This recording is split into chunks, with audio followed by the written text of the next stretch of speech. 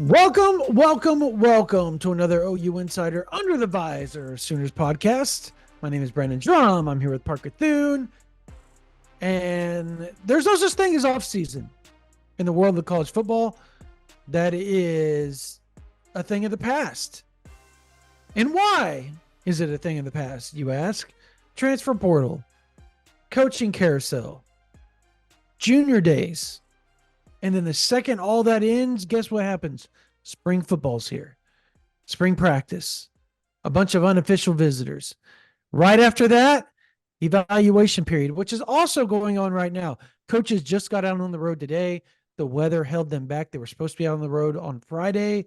They lost 3 days of 4 days, counting Martin Luther King Jr. Day. Happy Martin Luther King Jr. Day to the GOAT of peace. And just they lost so many days because of the weather in the south and the north. I know Venables was supposed to be going through Kansas City, Missouri, all that this last week. That got nixed.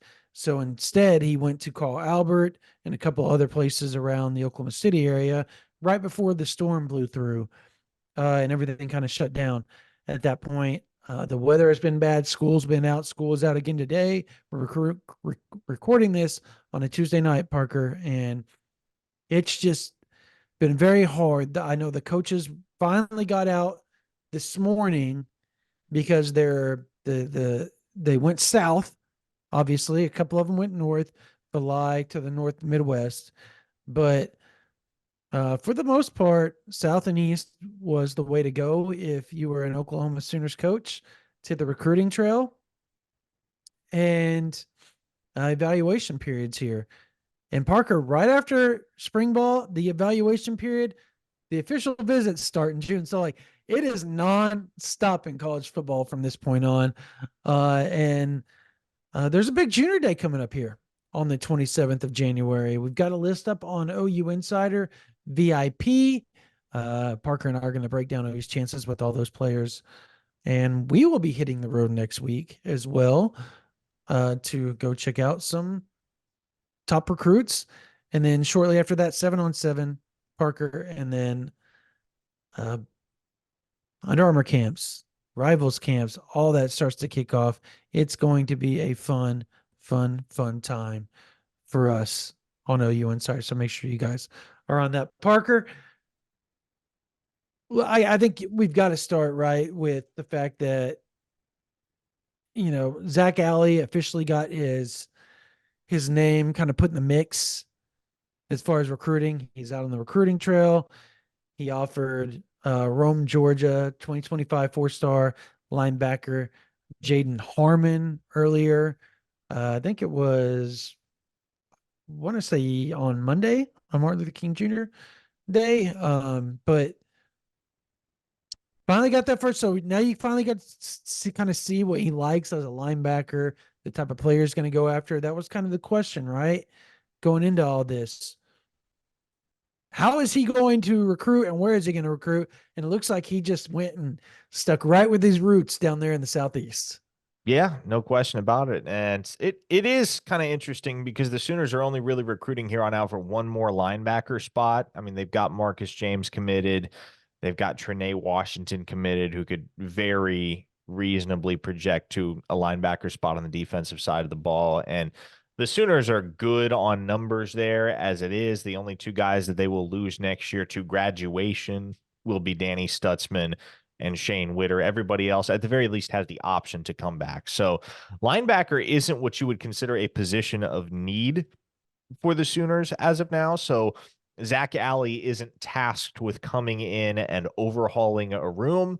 It's just adding the bells and whistles here and there. So expect Oklahoma to be pretty scrupulous with how they recruit for that final linebacker opening in a 2025 class that we expect to be smaller than the previous few classes as well. The Sooners are going to be more scrupulous in general, but especially with that linebacker spot, obviously with the offer going out to Jaden Harmon, it's familiar territory for Zach Alley, and it does kind of start to give you a sense of what he likes. And we do get a very strong sense of what the Sooner staff likes as a whole in a comprehensive sense when we look at that January 27th visitor list, which is up for you at ouinsider.com if you're a member over there. Laundry list of prospects coming in. And this is the junior day every single year, Brandon, where the staff kind of zeroes in on the guys that Yep. they really, really want. If you get an invite to this junior day, it's a pretty surefire indication that you are a priority for Oklahoma.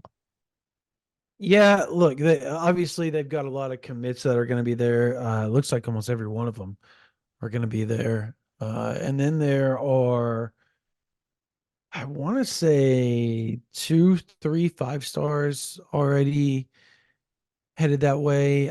You got another potential 5 star in Lamont Rogers, the offensive line prospect out of Mesquite Horn.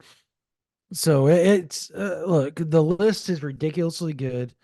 Um, and I'll add this to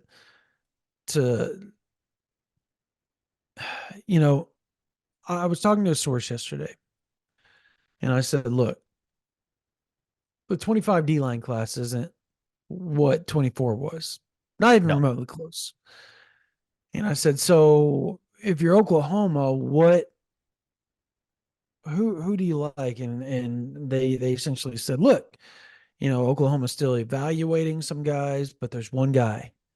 There's one guy that they're really sure on, and that is Landon Rink, the 4 star defensive lineman. And obviously he's a Texas legacy. But be that as it may, Parker, he still visited Oklahoma like 3 or 4 times already. And this he's will be the been there fifth a time there. lot, He Brandon, and has. like He it's likes OU a lot. understandably, here's the instant reaction from many folks, including myself. Well, it's just going to be And Colton me. Vasek all over again, right? Yep, There's yep, that's there's me. Yep, PTSD there. There is, yep. and understandably so.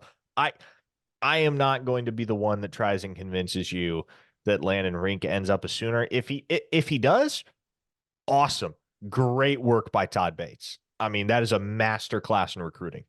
But Texas legacies, man, especially ones that are down there in the Lone Star State, rarely, if ever, do they end up crossing the Red River and playing for the Sooners. So Landon Rink isn't somebody that I have mocked into Oklahoma's class yet. I need to update my class prediction. I haven't in a couple of months, but the Sooners are in great shape with several interior defensive linemen. No question about it. Obviously, they've got Mhm. one committed in Kamari Moore, a guy who I think his stock is going to rise after what we saw in San Antonio, especially because look, I've seen him 11 on 11 on Friday nights on several occasions. He is disruptive, all caps, disruptive. That's how he plays on Friday nights.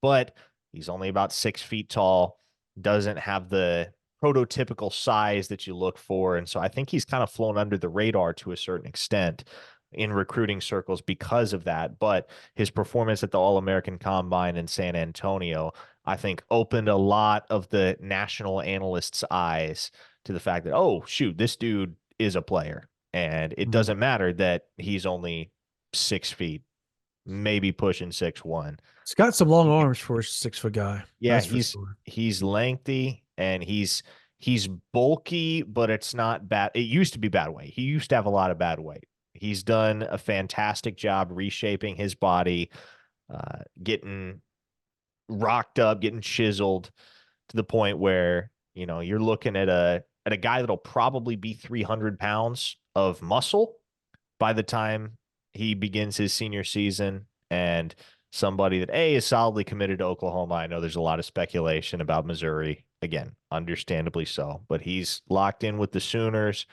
and he's somebody that just continues to get better and better as he develops and as he evolves as a player. Yeah, and I think you got to look at the defensive line class, and also understand that they're pushing for, not only are they pushing for Landon Rink, but they're also um, pushing for Isaiah Campbell out of Charlotte. So, um, and I think they have a decent shot. I was talking to a source just the other day about him, and It sounds like it's OU, Clemson, a few other guys out on the East Coast, and you know, I I don't want to get OU's fans' hopes up there, but I do want to say this. This is a guy that comes from a program that their coaches have a very long relationship with the OU defensive staff dating back to their days at Clemson. They used to be regulars at their coaches' conventions. OU used to be a regular at their, or Clemson used to be a regular at their school. Todd Bates, Miguel Chavis, all them very deep relationship with the staff at Southern High School in Charlotte, right? Or is it? It may not be Charlotte. It's maybe Raleigh. Is it Charlotte or Raleigh? Am I thinking here? I couldn't tell you. Uh, I don't know. I North believe it's maybe Carolina. I know Raleigh. he's from Yeah, North Carolina. yeah. Anyways, but the the fact still remains is that Oklahoma has a shot. Um, I I I think also when you look at the defensive line class in 25, and Parker, you said this just a second ago, the class in general for 2025, it's just not going to be as big, right, as Yeah. previous three classes. And yeah, I guess that could change if attrition starts to happen, if Oklahoma has just a miraculous year and players start to leave early for the pros, right? A lot of things can change that.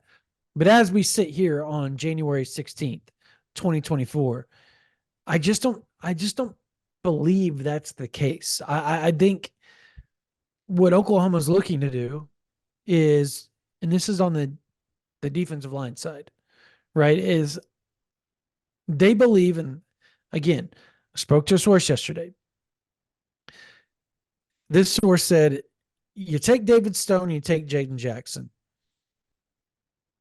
And I asked about, the nose tackle spot. Like, do you feel like Oklahoma needs to add another nose tackle to the equation here? And they said, Drum, with or without an addition of another. And I'm quoting here, direct quote, with or without another addition at nose tackle. And I'm going to replace it here. OU will be fine. They said we. I'm saying OU. OU will be fine. And I said, why? Well, how is that? And they said, two words, Jaden Jackson. And I said, you all really believe he's going to be that guy? And this person who is, Parker would say an authority on defensive line play across the board, right? I would think in college football, you would take this person very seriously because you know who I'm talking about. And this person directly said, look, man, like they've got a chance to be Brian Breesy. I'm talking about David Stone and Jaden Jackson as far as interior guys go. They have the ability to be Terrell Davis and Brian Breesy. Or Tyler Davis, Brian Breesy combination. And he said the thing is that when the OU staff was at Clemson, they were two separate classes. He said this would be like getting those two in the same class. So they think so highly of Jaden Jackson, or at least the people around Norman do, right? And it just feels like, wow. Like, and so I asked three other people yesterday, three other people around Norman, around the Switzer Center, around all that yesterday. And I said, look, guys, what do you think about this defensive line class? And they said for the first time, they may lack the experience that the other classes had and that the other 2022 and 2023 had. But as far as talent goes, this will be the best assimilation of defensive end and defensive linemen that Oklahoma's had since forever. And it's what Coach Bates and Chavis and Venables, it's what they're used to looking at inside those rooms, that type of talent. That's what they're used to.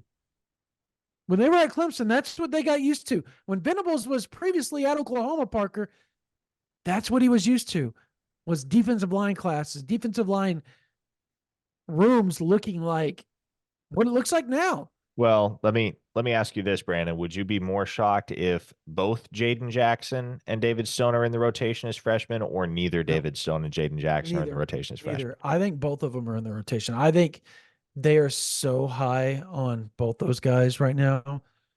And people are asking, like, how could that be? Um, everybody knows what David Stone's going to be, right? Like you see it. It's not rocket science. You watch his film. If you've seen him in person, if you've seen him at camps, the dude's going to play year one. He's 6'4", 285, and he looks like he weighs 250. He's going to weigh 295, 300, and still be running a 4.7, 4.8 40, Parker. And I think the difference is you remember Tyler Davis wasn't exactly the biggest dude in the world, right? Like Christian Jones wasn't exactly, or Wilkins. whom are they? Christian Wilkins, excuse me. Christian Wilkins wasn't exactly the biggest guy, right? Like they didn't look particularly huge. Jaden Jackson, 6'2", 6'3", but he's thick. He's explosive. Samoan people of Samoan descent are notorious for being great nose tackles. Just a Nada. Like I can go down a list, and there's just an assortment of really good nose tackles with Samoan descent. So I think Oklahoma feels really, really good about that. They feel good about Dejoun Terry. Um, they feel really good about Grayson Haltom. They feel really good about uh, Jacob Lacey. Like really good about both those guys. Jacob Lacey, this is the first Parker. This is the first time he will be able to go through a whole offseason at Oklahoma. Yeah, Like he did have those. blood clots. Like it's called what it is. Yeah. Yeah, Like yeah. get blood clots. And well, that it was out there. I wouldn't say, but it was already out there. Everybody knows what the injury was. So yeah, he had the blood clots and obviously lost weight and he had to put it back on. And he still became a big time contributor for Oklahoma in the interior of the defensive line in 2023. And I say all this, Parker, because all this wrapped into, okay, so how do you look at attacking the 2025 class? And I talked to another source and they said, look, in the defensive line, if you miss on your top guys, because it's not a deep class across the board nationally. Like 24, like you could go 20 down and you're still going to get an elite guy in 2020. It was just one of those classes. And I think that's what it is on the offensive line side in 2025. I think you could be in plan E or F, and you're still going to end up with a guy that might contribute as a freshman because the O line class is that good in 25, right? Like it's just a really good class nationally, not just within this region, but nationally. And so they said, well, if that's the case, then you just kind of cut your losses and go attack. Use whatever you're going to use, whatever resources or whatever you want to use to go attack NIL and the transfer portal at that point when it comes to D line, because you don't want to just go get guys, just to get guys. Oklahoma's past that filling depth guys. They're to the point on the defensive line where they don't have to do that anymore. The talent's there now. It's you want to the only takes you want to take are guys that can take you to another level because you're already at a certain level of talent, right? You don't want to just take to take anymore to fill roster spots, to have bodies. Like that's Oklahoma's far past that at this point. And you can't do that in the SEC. You just can't do that. So I guess I guess to wrap back around, and we talked about the offensive line class, Parker. Where do you see this? Everybody wants to talk about NIL, offensive line, offensive line. Yeah. They want to throw away the 2024 class like it was just mushed crap. And the fact that they got the number 29 player in the country committed to him, signed with him. You've got the best player at the Under Armour game, right? On the interior offensive line. You got one of the top offensive tackles that was there at the Under Armour. why or how would you attack 2025 moving forward if you're Oklahoma? Do you go all in with high school, or do you realize that you probably need to take some transfer portal guys and learn your lesson from 2024 and maybe go half and half? How would you attack it? Well, as far as offensive line is concerned, I think what you need to do is you obviously have to have some experience. So yes, you want to lean on the portal there. I would say it's you want to be using the portal, and so maybe this will sound off base to some people. I think it would be useful to use the portal every single year to bring in a guy with some experience. Because if Bill Bedenbaugh is developing guys at accelerated rates and he continues to put guys on track to go to the league with eligibility remaining, as he has done each of the last 2 years, with Anton Harrison in 2022 and obviously Tyler Guyton and Andrew Raymond 2023, if you got guys that are coming along faster than you expected, then I think it's worth it to be able to go back to the portal, and you don't necessarily need to spend big money.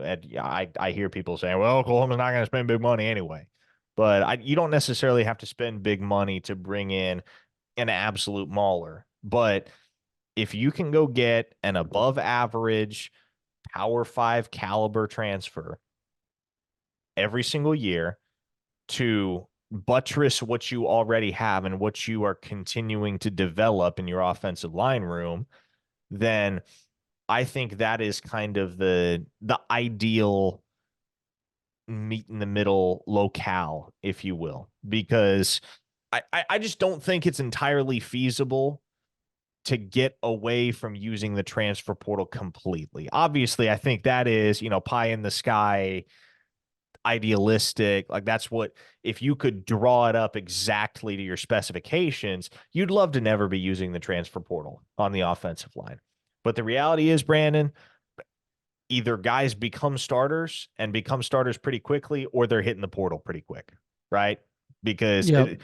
very rare will you see a guy like Aaron Parks, for instance, that is still around by year 4 trying to break into the lineup. That is not the norm. More generally, what you have is guys that if they're not seeing the field by year 2, they're looking to go bounce back somewhere else. And so you're going to have a lot of turnover on the offensive line because it is a group where you're allocating so many scholarships in general, right? And you're only starting 5, but you're carrying anywhere between 14 and 18 offensive linemen on scholarship. So there's going to be a pretty high turnover rate. Now, it may be on the second team and the third team, but you're going to have a pretty high turnover rate every single year regardless. This episode of the OU Insider Under the Visor podcast is brought to you by Joy Mode. Looking to spice up your intimate moments? Joy Mode makes all-natural and science-backed supplements dedicated to helping men perform better across their core functions. It's a revolutionary alternative to the little blue pill, and it comes in a palm-sized packet like your favorite electrolyte powder. All you have to do is mix it into 6 to 8 ounces of water, wait 45 minutes, and watch the magic unfold. All ingredients have been assessed in peer-reviewed journals, and all ingredients have been studied and researched in humans, as opposed to your traditional pills, which contain unregulated chemicals, suggest unsafe doses, and include the risk of several other health problems.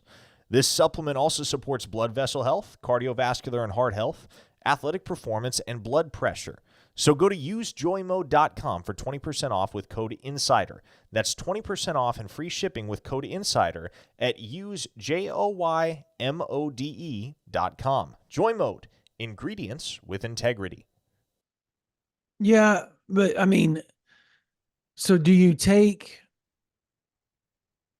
if you're Oklahoma, do you go swing at obviously Fasusi and Ty Haywood and Lamont Rogers and everybody else in the DFW area, and then if you miss out on that, you just say screw it and go get portal guys? Like I think that's where the OU fans are getting irritated because I don't know that they feel like there's a direct plan. And I think it also could be the changing of just how things are done in college football nowadays, to where it's taking some getting used to for both parties, right? For the coaches and players, but also the fans, because the fans are used to knowing, okay, this is going to be how this is going to work, and this is who they're going to have. But just as frustrated as the fans are, can you imagine the coaches? Because randomly Caden Green goes in the portal after you give him more than Missouri, and he still decides he wants to go to the portal. Like, that's uncontrollable things that happen, but yet it still optically looks bad on OU's part. And that's the frustration. I I don't know that there's any way around it. I think you're in a lose-lose if you're OU, Coach Beatonbow and all those guys, right? Like, you just can't win. Like, no matter what you do, Yeah. there's going to be people angry.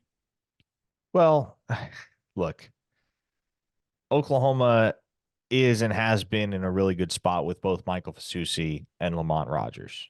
We know this to be the case. We've reported on it. And I think it's also fair to acknowledge that because of the figures that those two dudes are going to command in the NIL market, there's a very realistic chance OU goes over two with them. And is that Yep. ideal? No, but I think it's fine because A, and I go back to this from time to time, it bears repeating. The bust rate among elite offensive linemen is typically pretty high relative to other positions. And that's not to say that either Michael Fasusi or Lamont Rogers ends up a bust. I don't think that to be the case at this point. I would have no reason to think that would be the case, but we'd also have had no reason to think that Bray Walker would be a bust 5 years ago, right? And Yeah. here we are. And so offensive line is a hard position to evaluate. It's it's difficult to predict who's going to take at the collegiate level and who's not.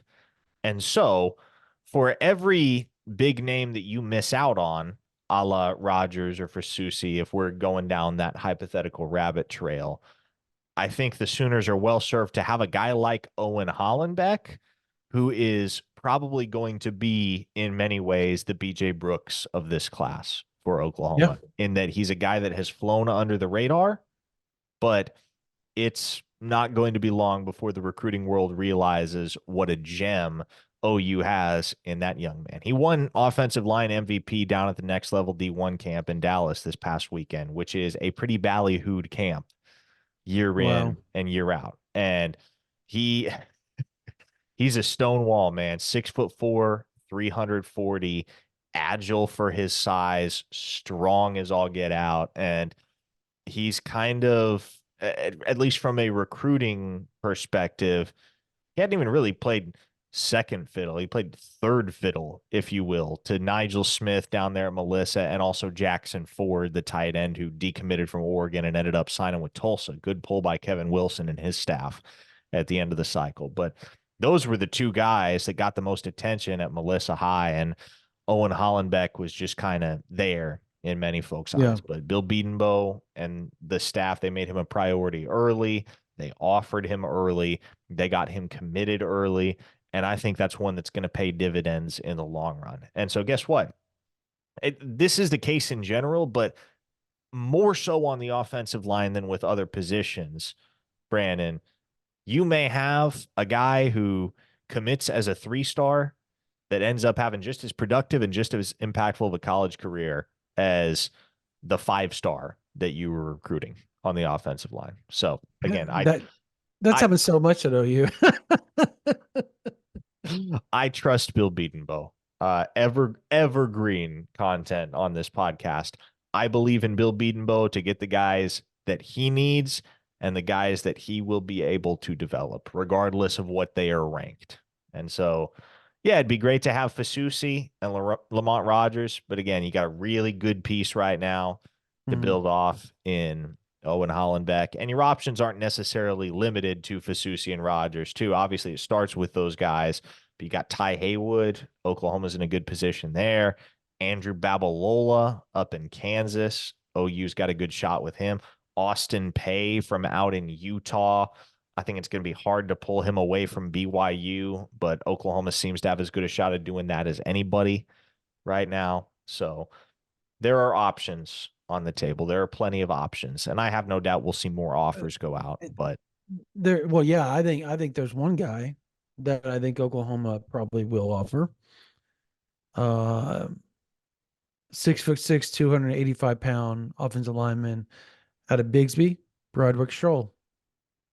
Yeah, he's kind of ooh, gone under the radar a little bit, but he fits everything that you would like out of what Beatonbow likes, right? Like because he likes athletic guys. Like this guy is doing 360 dunks in videos, right? Like he's doing things that you don't really see a 6'6", 285-pound human being doing, and that's fine and all.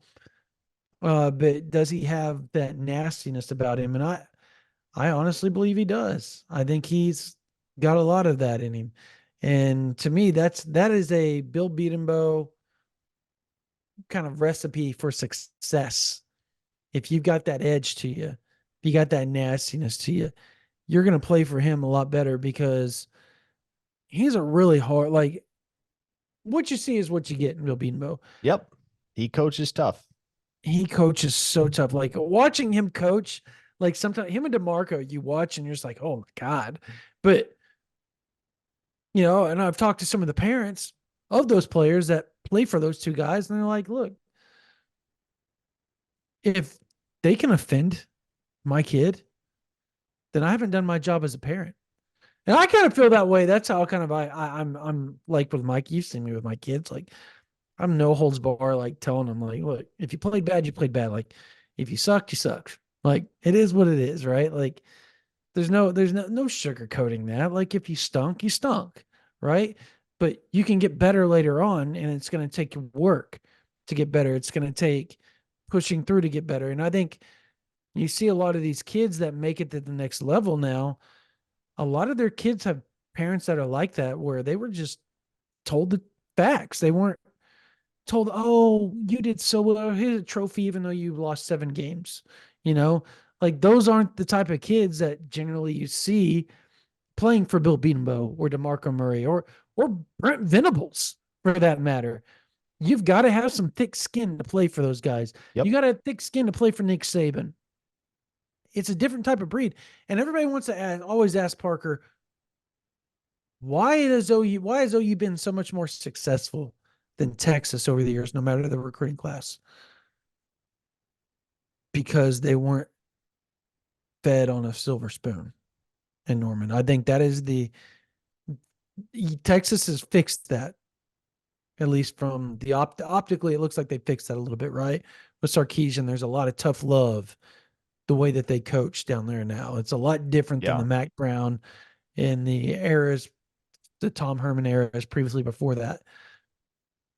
But up until recently, it was like they were just two different types. Like just one was tougher than the other.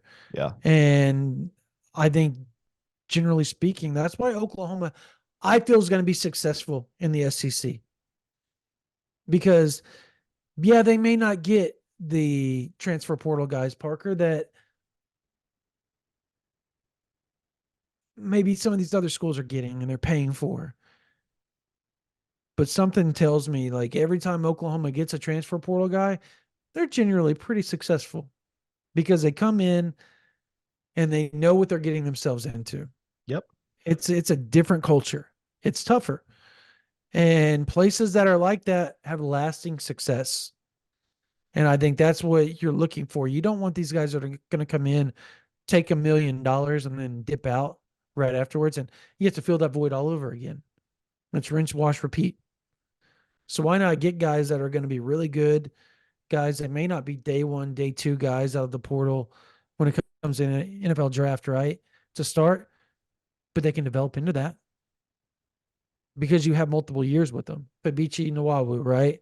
How many years does Spencer Brown have? Does he got two, One right? one He's year. got one.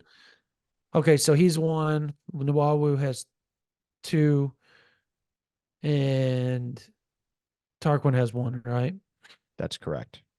So, but they've got some really good young offensive tackles. And I think the plan there is to let I don't for one, Sexton's going to start at one of the tackles. I think Tarquin's going to be one of the guards. I think the plan is to get Spencer Brown to start there and get one more year of development with some of these young guys and then throw them in there. And you won't have to get a lot of portal guys after that because I think if you can add 4 or 5 guys through high school ranks again, Parker, you've got 5 out of the high school ranks this year. If you could get 4 or 5 again, that's 9. And you return whatever, you could have 15, 16 guys that were high school guys Yeah, in your on your roster at O line. That's sustainable success. no doubt. No doubt whatsoever. And it's going to be hard, right? Especially with some of those guys in the 2020, like for instance, you look at the 2023 signees, Josh Bates, you already have one out the door in Caden Green. Josh Bates, Heath Ozida, Logan Howland. Like any of those guys don't sniff the field next year. It's going to be hard to keep all three around. I would say But, Hallen would be the one that would leave, wouldn't you? well, I don't want to speculate on that, But I but mean, if you were gonna, if you, I'm not speculating. I'm just saying, like, if you were going to guess, like we wouldn't have guessed Caden Green, right? Like sure. that would be the last person you would guess would leave out of all those guys, and that's kind of my point. Like you would guess Hallen, but you never know, right? Like that was kind of what I was getting at was you're not speculating. That would be the one that you would guess because he's got the least amount of true connection to this school. But Caden Green had all the connections in the world to the school and he left. Yeah, That's it's a what my different point is. game Like you these never days know. with the transfer Crazy. portal. It is a Yeah. different game. Um, But NIL, I it- want to talk about NIL real quick. The okay, collective. Let's do this. let's go there. Or we have to. I mean, so knowing what we know, if you could fix 2 or 3 things right now with the collective, what would be those things and why? I mean, I don't know that anything needs fixing, Brandon. I mean, I'd give them 20 million more dollars if I could. I think that would be the first thing on just about anybody's wish list is more capital. But outside of that, man, I think Oklahoma has structured NIL very intelligently in that they pay everybody on the roster and they pay everybody a fair price, commensurate with what they're actually worth. They're not overpaying for anybody. They're making sure all their guys are taken care of. And I I think in today's day and age, in a day and age where you have to play the NIL game in order to keep up, that's just the harsh reality of this period in college football.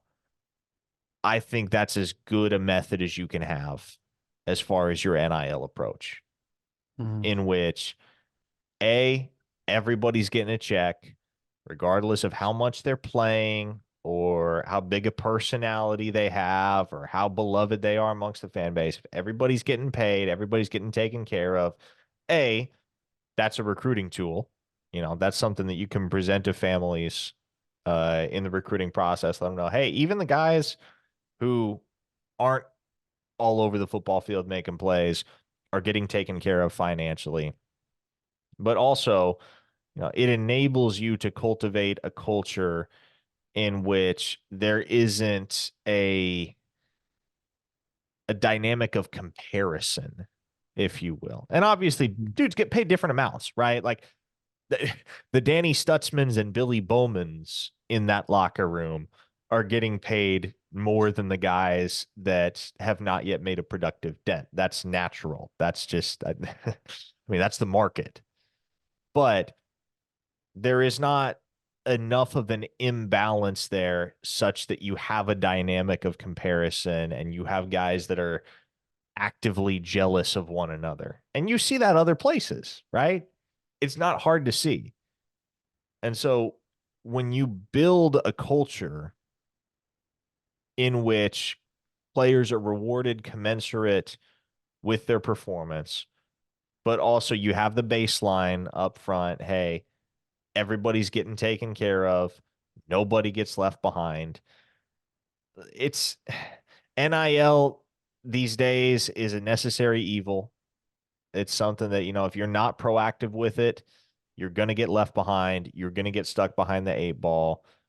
To their credit, Oklahoma and their collective, they have been proactive and they have worked quickly and efficiently to develop these solutions and these structures.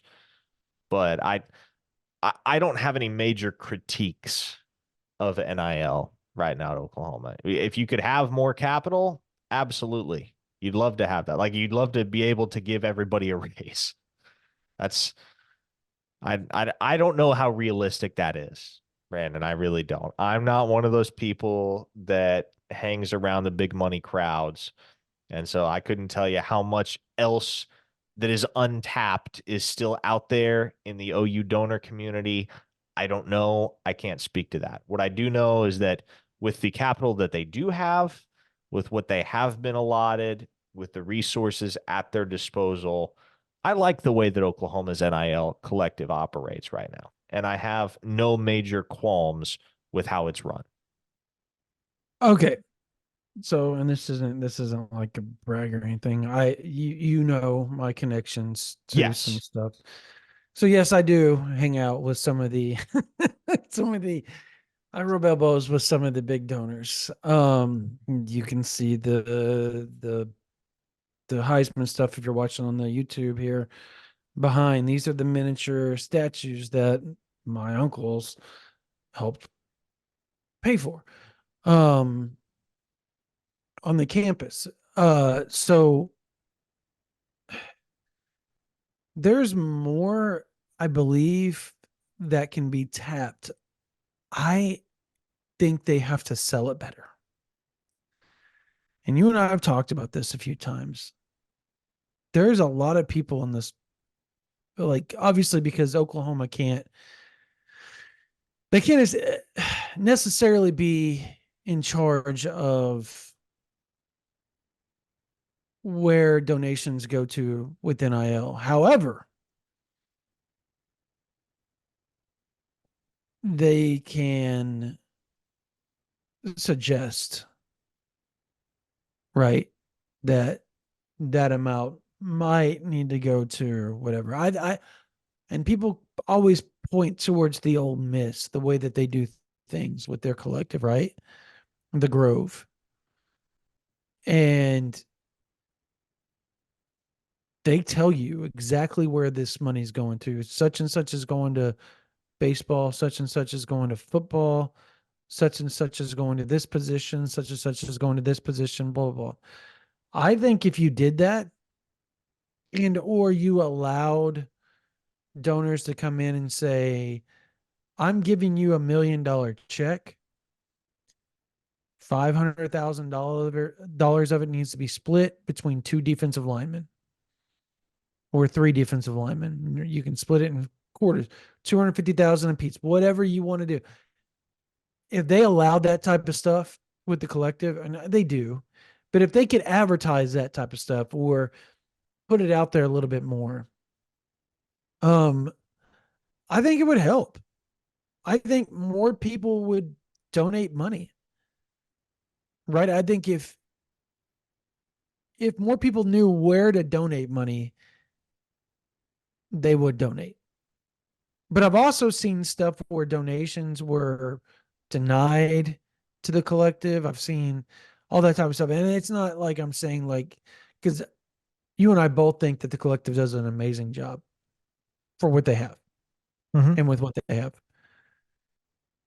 It doesn't mean it can't be better. It can always be better. And I think that's where the frustration with the fan base gets is, okay, How does Oklahoma keep getting outbid? And I think two things can be true here. One, Oklahoma is not getting outbid because they can't pay for it. That's far from the fact. There's money to pay for it. The issue is BV doesn't want somebody coming in that's going to be making more than everybody else on the team that's been previously there. And I think that would be different if, let's say, there was an offensive lineman that was as established in the college football world as Danny Stutzman or Billy Bowman. Okay, that's different, right? You would throw money at that, and I don't think anybody would have an issue with that on a football team. Do you? I don't. I think the locker room would be okay with that. They would get it. Okay, that guy's going to come in and make us better. Walter Rouse wasn't making crumbs. Nebraska offered him, we can say it now, Nebraska offered him how much, Parker? You want to say it? You can A say lot. I'm not going to say it. A lot of money. Let's just say high six figures. And somehow, some way, he ended up in Norman. I don't think anybody had an issue there because you know what he did? He came in, he earned his spot, and he was a good football player. block 2 dudes. Blocked 2 dudes against Texas, helped him win the ball game. Exactly right. Well, it paid for himself right then and there. One play. But my point is that I don't think is as big as an issue as some people try to make it out to be. But I think it all depends. Also, on the other end, that depends on who it is coming in, Parker. I think that if it was somebody like Terrence Ferguson with 11 appearances in 3 years and 1 start, and you're paying him what? Yeah, that would piss off the locker room. Because if fans don't think that these kids don't talk amongst each other about NIL paying them this and that and this and that, you're crazy. They talk. They talk a lot. So but at the end of the day, they do a good job. The NIL collective does a good job. They paid the whole roster, and they pay several guys 6 figures. Like there's so many guys making 6 figures. Like to me, it. And I want you to weigh in on this, Parker. To me, it's crazy that some of the fans actually believe that OU isn't paying people like that. Like they don't think that 2 guys that were 3rd round grades with the opportunity to move up to the 2nd round came back just to come back and aren't making a good amount of money.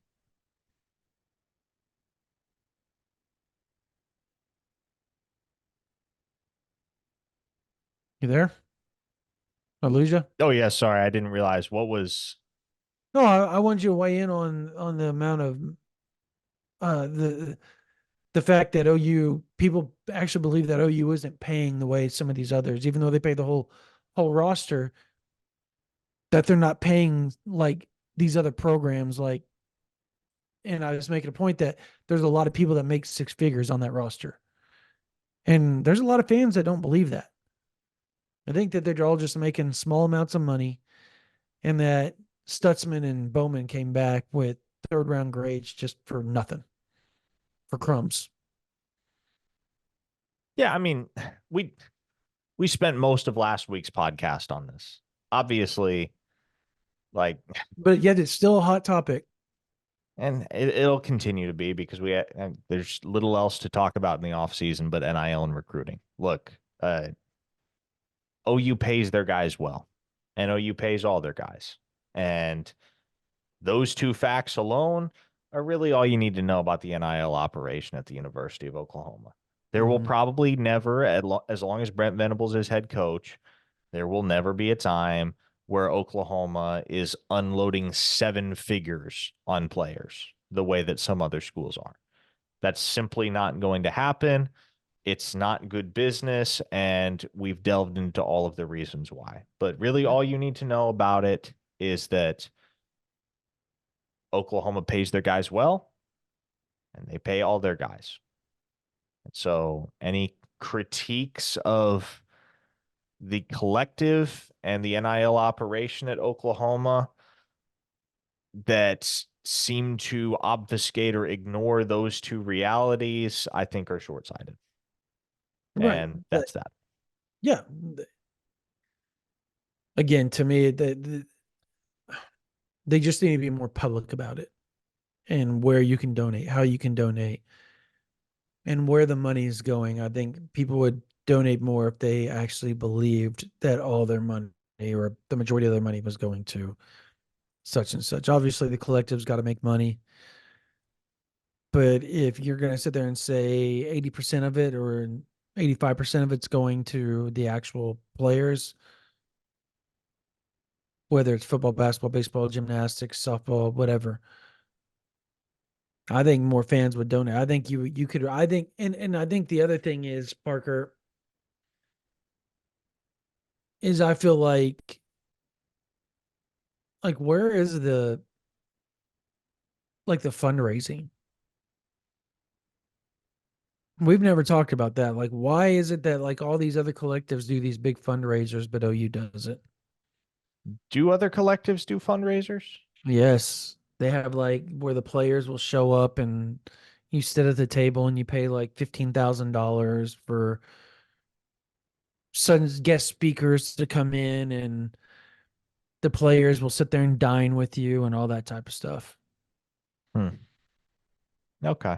Well, You not a not think right that there. that would be a good way to raise money, like in Dallas and Houston and Oklahoma City and Tulsa? Oh, sure. I think it would be. I mean, there are always ways to improve, right? And No, so, that's okay, but that's my point. Is like I guess my point is that people are, say you and I are just sunshine pumping this whole thing.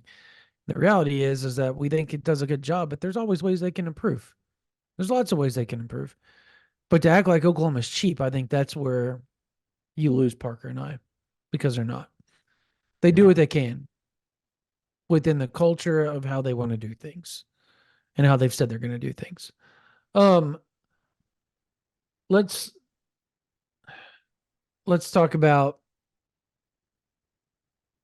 the I guess the elephant in the room in the 2025 class, and that is the fact that Steve Wiltfong at 24/7 Sports put in a crystal ball for Washington 4-star tight end Nate Roberts directly after his brother Jake Roberts becomes an Oklahoma Sooner. Thoughts? I mean, Concerns? so here's what I will say. We have our reasons to believe that Nate Roberts will be a Sooner.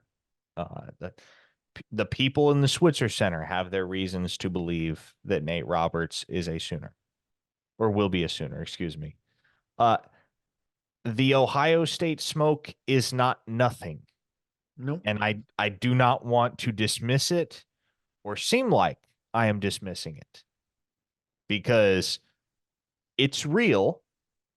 It has been real. And obviously, it is real enough that one of the greats in this profession is willing to put his money where his mouth is and drop the prediction. So obviously, there is legit steam there between Ohio State and Nate Roberts. Again, not dismissing that, not diminishing that. Yeah. But I think there are enough reasons, Brandon, why Oklahoma makes more sense than Ohio State for Nate Roberts that I am not one to sit here and bail on this on our predictions, which have been in for quite some time, that favor Yeah. OU for Nate Roberts. And look, if that day does come, if it becomes obvious behind the scenes that Nate Roberts is leaning to the Buckeyes, then I will have no reservations about acknowledging that. And look, we've been down this road with Peyton Pierce before, right? That kid had every reason in the world to commit to Oklahoma. And he took one visit to Ohio State and boom, he was a Buckeye. So we we've seen it before. Sometimes recruiting will throw you a curveball. It could throw us a curveball with Nate Roberts. Mm-hmm. No question about it. But I would simply remind everyone of two things. One, part of the reason, not the entire reason, not even the primary reason, but part of the reason Nate Roberts decommitted from Notre Dame was because it was so far away from home. And he does have family up reasonably near Ohio State. And so maybe that makes it a little bit more tolerable than South Bend, Indiana. But I I know for a fact that Nate's family would love to have him 20 minutes down the road. And Nate would love to be 20 minutes down the road. With his brother there now, that's just another reason why staying home seems to have a lot of appeal. And Yeah, so no. as I sit here and I evaluate this battle, first off, one thing I want to make clear, we do not expect a decision anytime soon. So nothing as of now is all too imminent in the battle for Nate Roberts' services. And it's not just OU and Ohio State, right? Oregon's looming. There are a couple other schools that are still making overtures to Nate Roberts. It's not just an OU Ohio State battle, but those are the two schools that are in the best position. No question about it. I just, and you made the comparison before we got on air, Brandon, that it's almost reminiscent of the Peyton Bowen recruitment. In this, you just have a feeling based on all the factors at play that all roads lead back to Oklahoma for the kid. And again, that feeling could be wrong. This is recruiting. Recruiting will surprise you from time to time. And so I do not want to dismiss the Nate Roberts or to Ohio State smoke. I do not want to dismiss the predictions that favor the Buckeyes, but I am content right now with the OU prediction that I've had in for several months. Mhm. And we'll see what happens down the line. Again, I think we are a long way from the finish line, one way or another. Unless something changes drastically based on one of his junior day experiences at one of these college campuses, maybe Oklahoma, then I I do not imagine that this is a decision that takes place before the summer at the earliest. So, and I've talked to some people that have said, man, this one has the feeling of a recruitment that could last all the way till signing day. I hope for everyone's sake that is not the case because Good Lord. boy, would it get arduous at a certain point. But there is there is no reason right now for me, from where I stand, to flip a prediction from Oklahoma to Ohio State. So again, not dismissing the rumors, not dismissing the smoke, not saying he doesn't end up a Buckeye, just saying right now, if I've got money on the line, I'm still riding with Oklahoma over Ohio State for the time being. Yeah, okay. So one, I agree. But I guess there's a world where I feel like we could be surprised and he just commits on a visit. And I think if that visit was to take place, it would be Ohio State that I think that would happen at. It would be either Ohio State or Oklahoma. Obviously, he's not taking an Oklahoma visit until I believe March.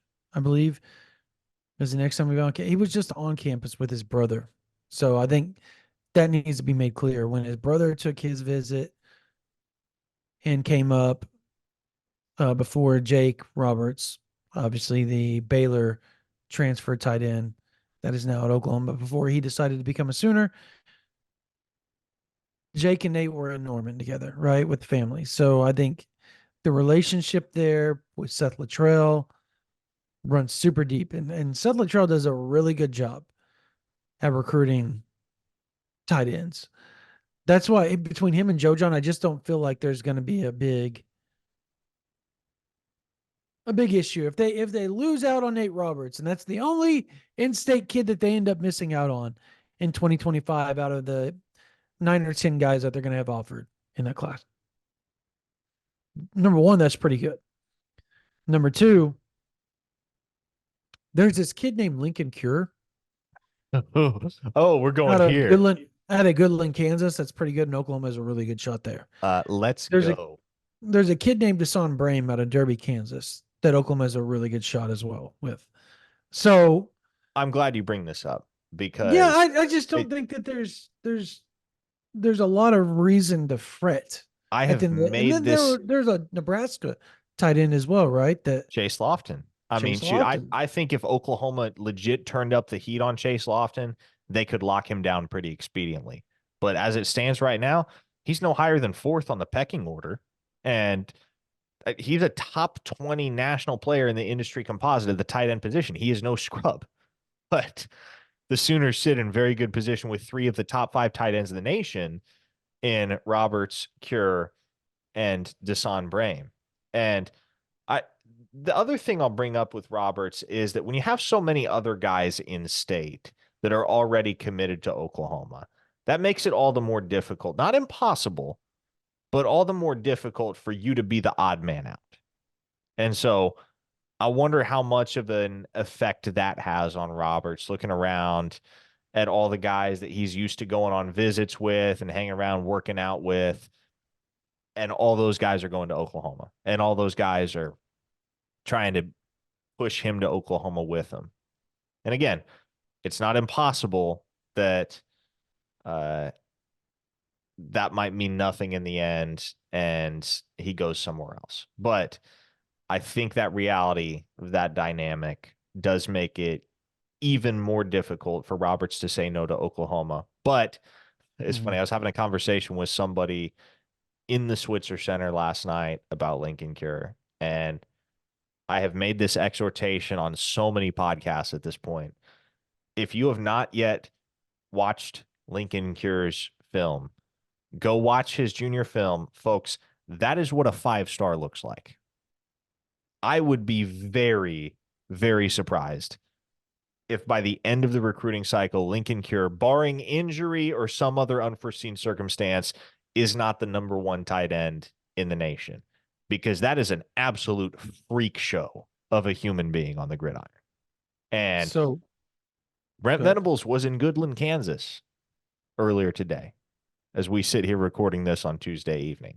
That much I know. So that's how serious OU is about Lincoln Cure, is that as soon as that weather delay for the contact period kind of blows over and the Sooner staff actually has the opportunity to get out on the road, the head ball coach himself is out visiting in way western Kansas with Lincoln Cure. Yes, and to to add to that, I spoke to a person inside the Switzer Center just 2 days ago, and we were talking about Lincoln Cure and just how much this person loved Lincoln Cure. And they go, you know what, man? You know who he reminds me of? And I said, I named off who I thought, and they agreed. And they said, you're right, it's Mark Andrews. Yep. And they said coming out of high school, the same body type, the same frame, the way he moves, the length, the athleticism, just so much Mark Andrews there. As far as just skill set and play style. He's And if faster that's than the Mark case, Andrews, too. yes, he is. He's faster than Mark Andrews. And if that's truly the case, and Oklahoma can somehow pull that off, if you could pull off Nate Roberts and Lincoln Cure or Lincoln Cure and Desan Brame, win-win for Oklahoma, especially the fact that your tight end room is already young and stacked as it is. So there's a lot to like in this 25 class. This I think, Parker, this class between the high school and the transfer portal, I think it's going to be one of those things where it's what puts Oklahoma over the edge, because Oklahoma's been just, and I think Josh Pate said it best the other day when he was talking about Texas and Oklahoma coming to the SEC. And he said, what do you SEC people think? Like, what do you really think? You think that they're just going to come in and struggle? I'm going to read off what they've recruited like and their transfer portal numbers on top of it. And then you tell me if you think they're going to walk in and just take a back seat to everybody in the SEC. No, they're going to take everybody's spot from like seats 4 up. And that, I think that rings very true when you look at what Oklahoma has done in the recruiting trail, right?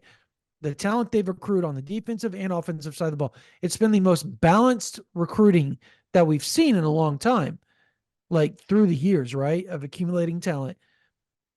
My belief is that 2025 is going to be between the transfer portal targets they get after the 24 season and what they bring in 25 going into the 2025 season. That's what's going to make Oklahoma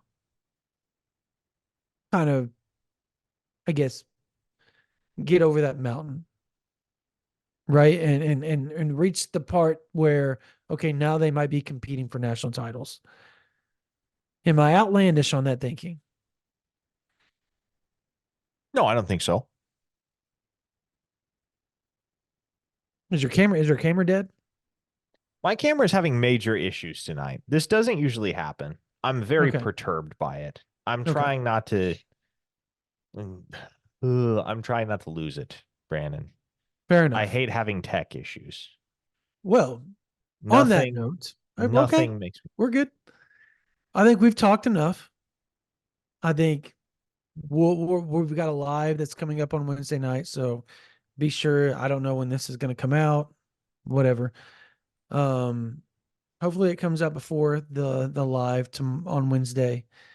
And make sure you guys are watching that. Obviously, Oklahoma plays West Virginia at home. We'll probably be living during that game, I would assume, uh, on January 17th. That's the date that will be on. The Oklahoma is the 15th ranked team in the country. They look to rebound. I think they do.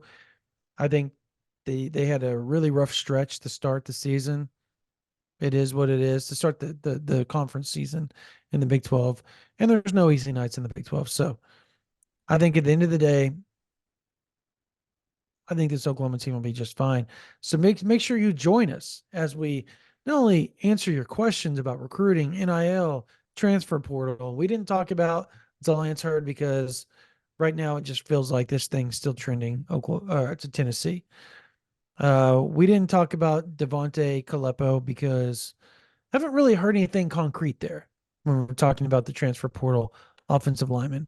So hopefully on the live, we will have more concrete information for you guys and be able to answer those for you, as well as we'll have a bunch of notes up on OU Insider. I got a mailbag coming up. Parker's had a bunch of notes over the last 3 or 4 days. I'm going to have a bunch more team notes on there and recruiting and transfer portal notes coming over the next few days. So if you're not on OU Insider, go to OU Insider. It's $9.99 a month. Obviously, big junior day coming up. We're going to break all that down for you guys. Camps galore, 7-on-7 galore. All that's kicking off right here, right now, throughout the next few months, over the next 6 months. Parker and I will be at all the big events, whether 7-on-7, rivals camps, Under Armour camps, Elite 11, uh, trying to think of the Nike, whatever the opening, whatever they call it now. Like we'll be at all those. We will be at everything for you guys in Miami, Orlando, Georgia, California, Texas, New Orleans. Like we'll be everywhere. And to get the information from all those events, from all of OU's top targets, you need to be on OU Insider. We will also be making the rounds across the country, going to all these high schools, meeting the coaches, meeting the players, meeting the top recruits. We do this every offseason for you guys to make sure we are the ones that are on the ground seeing all those players. We are the ones to make sure that we are able to talk to the players. That they pick up our phone. We don't go through a lot of people. We want to be able to go through ourselves and make sure that we have the information for you guys firsthand and not secondhand info. And to get that, you go to ouinsider.com, $9.99 or $99.99 for the whole year. One of those two. We hope to see you guys there. It's growing fast. We've got a lot of stuff coming for you guys right here on this YouTube channel. So subscribe, subscribe, subscribe. Lots of content. Breakdown of Zach Alley's coming up. You want to be a part of that. It's Coach Clinton. Our guy, Brian Clinton, breaks all that down for you guys. We got breakdown of OU basketball, the recruiting with Brody and Jesse. And we've got a lot of other content. Parker and I bring in players. Got a Casey Thompson. He just signed transfer portal legacy at Oklahoma. Really cool backstories. That video is up there on our page. Like, so much for you guys to see. If you like Oklahoma football, basketball, baseball, softball, whatever, this is the place to be. OU Insider YouTube, OU Insider VIP, OUinsider.com. Love to see you guys there. All right. That's going to do it for this version of the OU Insider Under the Visor Sooners podcast. For my man, Parker Thune, my name is Brandon Drum. You guys have a blessed day.